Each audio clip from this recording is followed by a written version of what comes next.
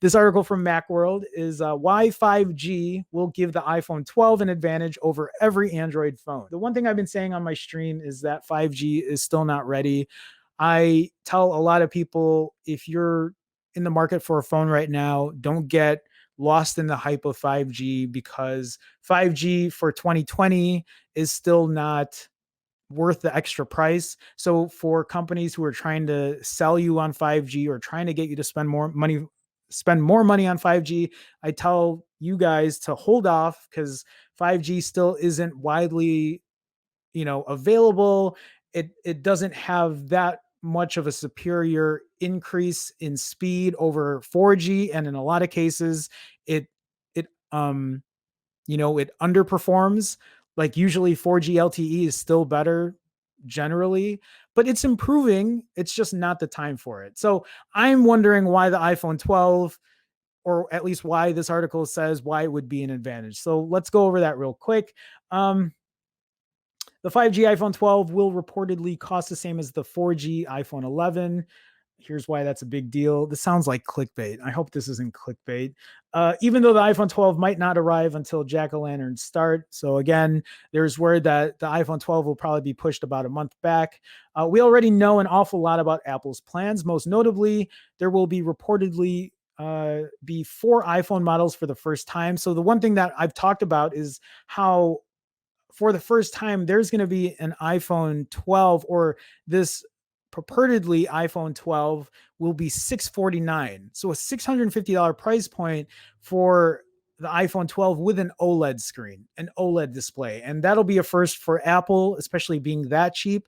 And I think at that price point, it's going to be really competitive, especially if it's going to have the same main shooter with night mode. That's going to be a killer camera, killer performance, and a really competitive price. So those prices mean you're going to be getting more screen for the same amount of money. With the Pro models, a better display for just $50 more than the iPhone 11, and a new lower starting price for budget conscious buyers. Yeah, why would you buy an iPhone 11 if you can get an iPhone 12 for $650? On its own, that would be impressive, but the new iPhones are also rumored to come equipped with 5G modems that will presumably support both T-Mobile's sub-6 gigahertz and Verizon's millimeter wave networks. Apple would be well within its rights to charge more for a 5G iPhone. Just this year, the Galaxy S20 and OnePlus 8 Pro jumped by hundreds of dollars compared to their prior LTE equivalents. Again, that's why I keep telling you guys, don't fall for this 5G hype, because a lot of these phones getting overpriced right now, just a bunch of bullshit. Just get the better deal if you're looking for a phone right now, or wait it out. If you can wait it out, go ahead and wait it out. Yeah, they're talking about the S20 climbing to a whopping $1,600 for the highest configuration. Imagine paying $1,600 for a phone that you're only going to keep for a year or 2 years max. It just doesn't make any sense. So why isn't Apple increasing its prices like its Android peers? Rather, a combination of timing smarts and Apple long-term strategy is about to pay off in a big way. When Samsung and others launched the first 5G phones last year, all eyes turned to Apple. But when the iPhone 11 came and went with nary a mention of 5G, it shouldn't have been a surprise. Not only were the first 5G phones big, expensive, and subject to overheating, the networks that they connected to were unreliable and limited. And to an extent, a lot of that is still true right now, today. Apple rarely dives into new tech before it's viable. And that's the thing. I'm not trying to knock the fact that 5G isn't good. I'm just trying to say that they're trying to take advantage of the consumers right now by giving you technology that's not even ready, like not even properly ready right now, and charging you more for it. And, and you're the sucker that pays for it. Like, we're the guinea pigs testing it out, but we pay the price, literally pay the price by pulling your wallet out and spending $1,000 or whatever. Anyway, that's changed over the past several months. While the effects of the coronavirus pandemic have delayed the rollout, the major carriers all have decent 5G maps across the US. And yes, while that's true, I still don't think it's ready. I still don't think it's ready. Boasting coast to coast coverage and Verizon expanding to dozens of cities and larger venues, but 5G deployment still pales in comparison to LTE. Very true. So even they opt for a 5G plan, most iPhone 12 users will still be using LTE. So Apple won't be charging its users a premium for a service that they're not even going to use. And I have to applaud that. I have to applaud the company for, if that's their plan, if they're really going to price it out at 649, good for them. Good for Apple for actually saying, hey, we're actually going to go the opposite way this time. I've been giving shit to Apple forever for charging so much for phones. Not to say that they don't offer a good quality product, but it's nice to see them kind of go back down a little bit here and give you something that's worth your money, or at least worth more than what some other competitors are giving. Um, Okay, and yeah, and they're comparing other companies that are doing it.